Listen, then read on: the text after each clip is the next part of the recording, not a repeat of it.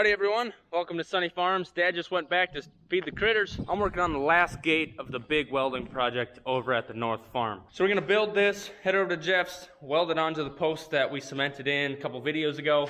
Uncle Jeff has a couple things he wants me to finish up for him, throw some welds on.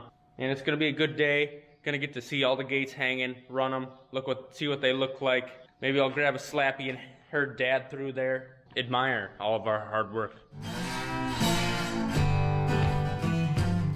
Got all the pieces cut. I'm gonna weld the frame, grab that continuous fence and lay it in there. Let's just get going. It was supposed to sprinkle last night. I think it did, about a whole 5 sprinkles. Gonna be a cool day, great day to do some welding.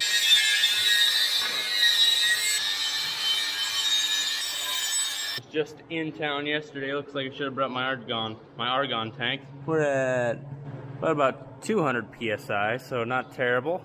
When you get these, they're about 3,000. So we're getting to the end, so I got to remember to take that in before the next welding project I do.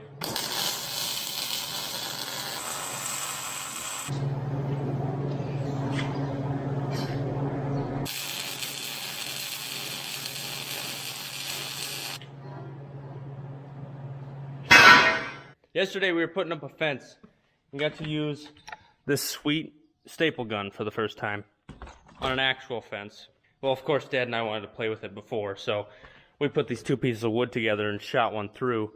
Well, these are important pieces of wood when I'm building gates, because I set one down right here, and it's the perfect height to keep the continuous right at the middle when I'm welding. But now I got a staple in it because Dad and I had to play with the staple gun. It's coming out the end.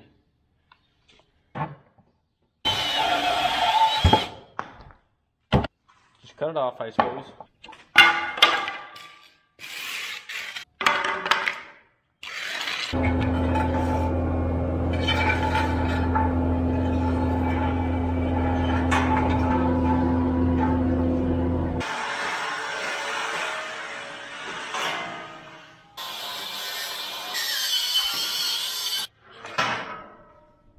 So I got an email just yesterday. They said, Cole, I like how you build your gates. We've been trying to build some. What are the sizes you use of oil well? And that's a great question because I don't think I've mentioned it once over the last few videos where I've been building gates. Because they want to know what I was using for a hinge. So this is 2 3/8 oil well. And then the hinge is just 2 7/8. The next size bigger. It slides right on there. Works like a charm. So there you have it.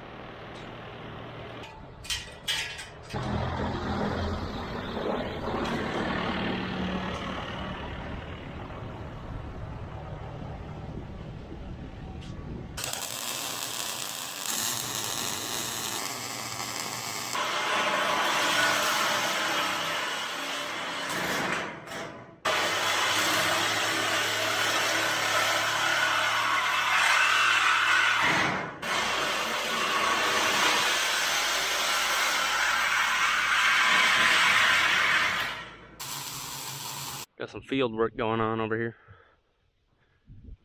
I've mentioned quite a few times that we've been in a drought, been getting much rain, certainly more than other places. We're really blessed for that. I'm not complaining. But we keep getting the question, why don't we irrigate? And it's a great question because it's a no-brainer. You don't have the water from Mother Nature, you just turn on the sprinkler. Well, in our area, we don't have a good source, a big source of water. I know many years back, before my time, there was a farmer that tried irrigating and people's wells started drying up. It's just, we don't have enough water, we don't have a big lake or a really big river nearby, and so it's just not a practice around here, irrigation. There are places in South Dakota, like the very southeast corner, and some other places by the river about an hour west of here. We just don't have access to stuff like that.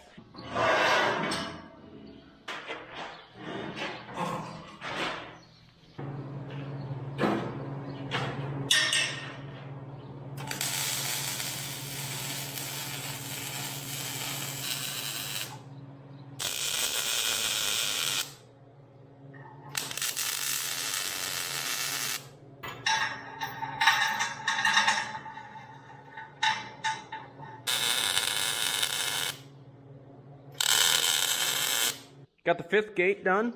Just a little bit of argon left. So you guys help me remember to take that to town and get her filled. That'll cost a good 100 something, maybe 200 something dollars.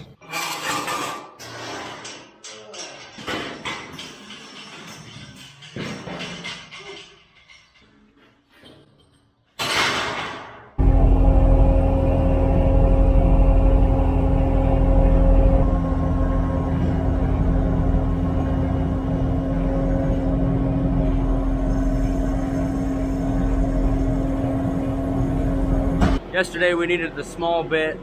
Today I need the big one. So I'll have to flip-flop again.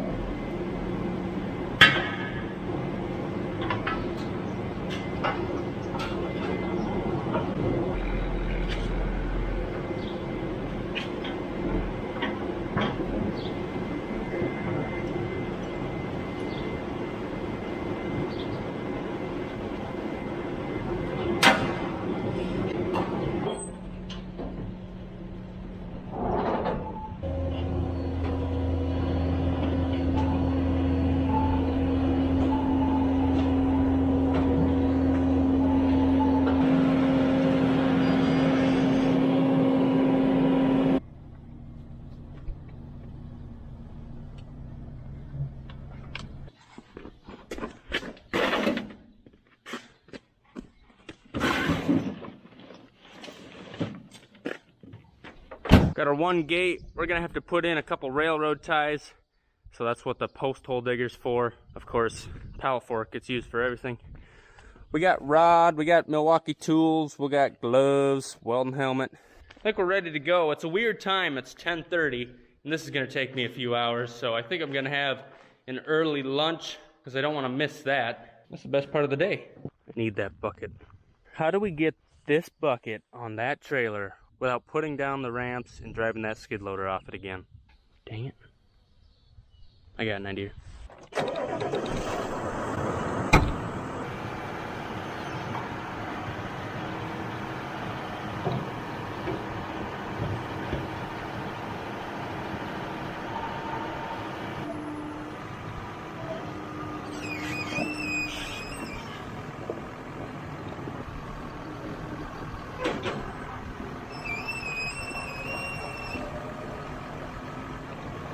And that's how you do that.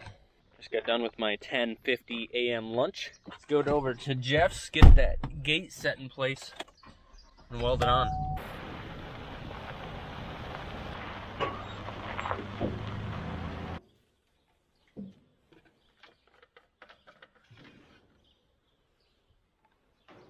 That looks good. I noticed I got a bit of an oil leak. Don't know where it's coming from. But when I do a lot of welding, there's a little bit of moisture down in the bottom here, right under the engine. But I think it has pretty good warranty on it, so it's really not bad at all, but it is pretty annoying that that's a pretty much brand new. It's got 7 hours on it, and it's leaking oil. And this is where people say, should have bought a Miller. Gotta get a few things unloaded. And when we bring that gate over here, we're gonna be doing something a little different. So if we look at this gate right here, you can see the hinge is right up to the pole that's in the ground, and then I threw these on here. Well, this one's going to be different because I need more range of motion. You see, that gate can only swing, well, if that fence wasn't there next to it, it could only swing about 180 degrees. But I need this gate to do 240. I need it to be flat up against there, but also swing all the way around so it's flat this way. And so to do that, we're going to put the hinge. It's going to be hanging out right here.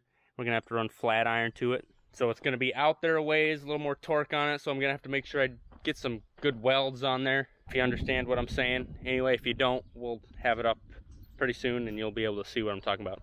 Looks like our other gates haven't sagged in the last week. Pretty fancy. I love it. I love it. Now I need some lube.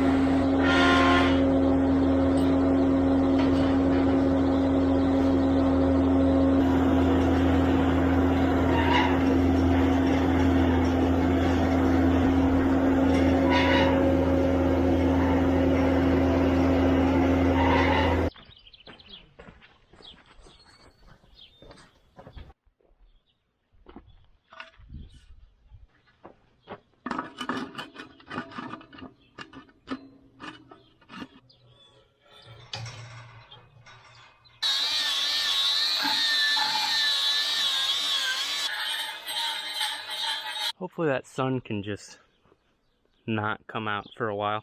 Just a little bit. So I think I'm ready to go. What I'm going off of is if I could see this entire piece on that side of the pole, I'll be able to turn it all the way. And when I come to the other side, that's a poor explanation, but that's all I can think of to say. I can see the entire piece on the north side, so it should be able to turn flat against there.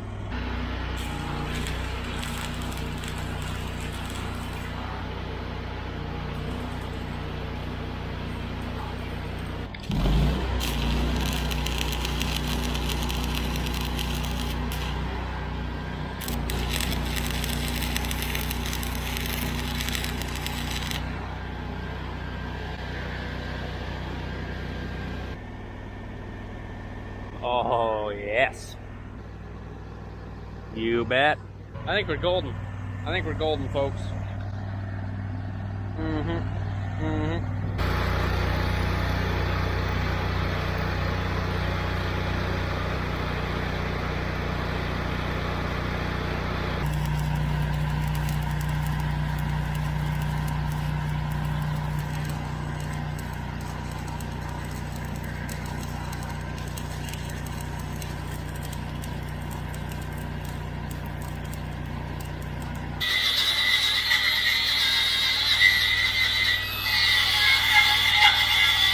Looks pretty fancy, other than my welds, but anyway, it looks strong. Now I got my 70-18 rod, stronger rod, head back over it. I don't know, I feel compelled to do something like this. Put a little hat on it. Yeah, for some reason. I feel like it'll be a little stronger, you know? You know what I'm saying? Figure something out up top here, because, you know, sometimes cattle do jump, and if one gets a hoof right in there, you know, their hoof is bigger than their wrist or whatever you'd call it. So when they get down in there, it can spell trouble. So I'm going to have to put something up there so nothing gets a hoof in there. That would just not be fun. And then people be like, who welded these up? That guy's a moron. And I'd be like,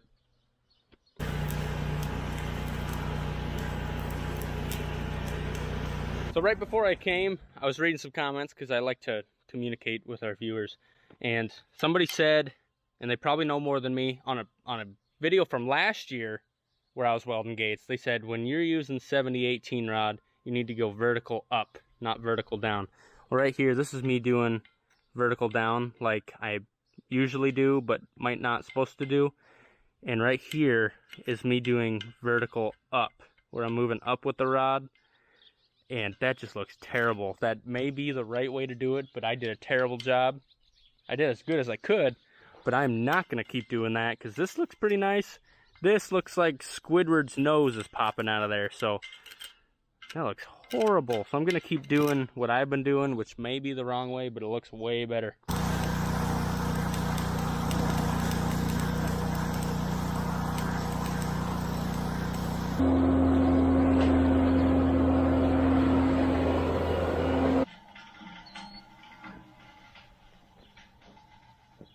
Oh my Lanta, that is perfect. If it makes it the other way. It did everything we needed and more. My day's made. Goes all the way. And then just so happens to end right there. It's just about, if I would have made that about 2 inches shorter, it would have been a little better, but our gap, when it would have been right there, shutting that way, if we're chasing something that way, would have been bigger. So pros and cons, but I think I got something to work with here.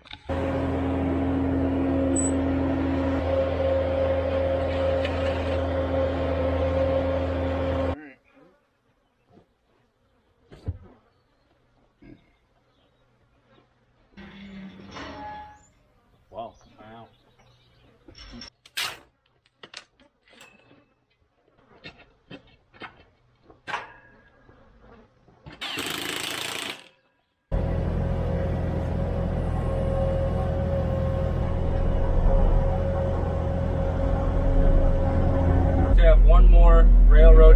foot in the ground. A little bit more welding for Jeff, and we'll be done.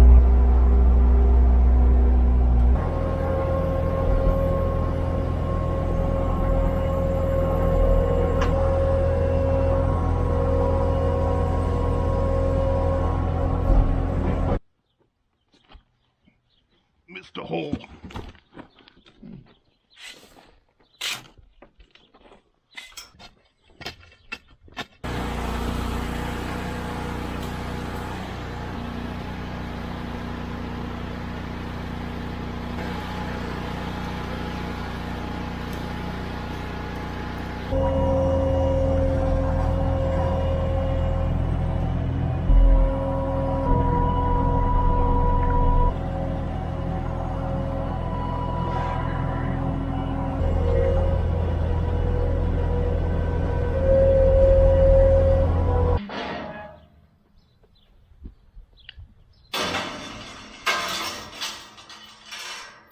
Everything's a hammer.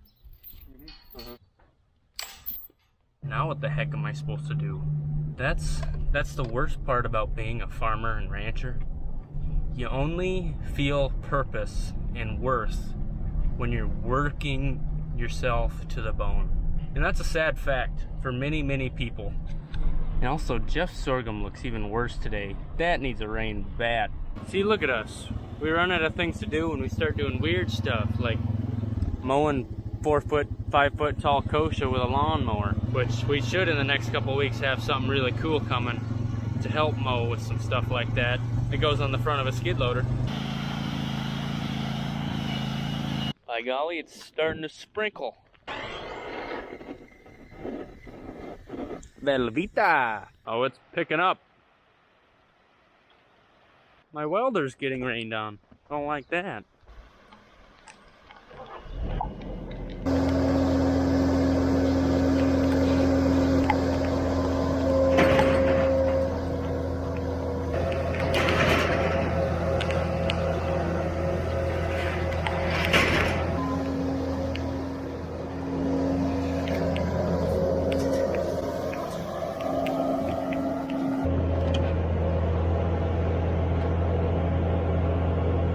While I was all worried about my welder getting rained on, I should have been more worried about my 98 Chevy with the windows rolled down.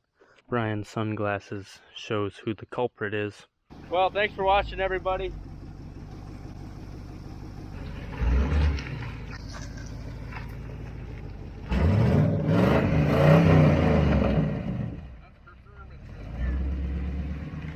You're gonna blow my head gasket. We'll see you next time. Have a good one.